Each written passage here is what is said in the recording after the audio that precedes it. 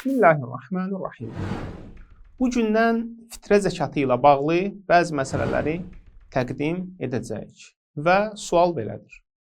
Bayramdan bir neçə gün əvvəl həyat yoldaşımın fitrəsini ödədim və bayrama bir gün qalmış valideynlərinin evinə getməyə qərar verdilər.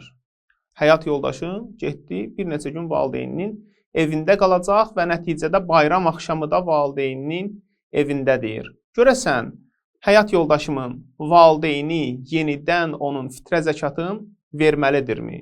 Çünki biz bilirik ki, əgər evə qonaq gələrsə və müvəqqəti də olsa, həmin ev yiyəsinin çörək yiyəni hesab olunarsa, onun fitrəsi də bayram axşamı gəldiyinə görə, qaldığına görə onun fitrəsi də ev yiyəsinin boynunadır. İndi bayram axşamı xanımım atasının evində qalıb. Hökmü nədir? Cavab belədir. Bayram gecəsi qonaq olduğu üçün valideynləri onun fitrəsini ödəməlidirlər.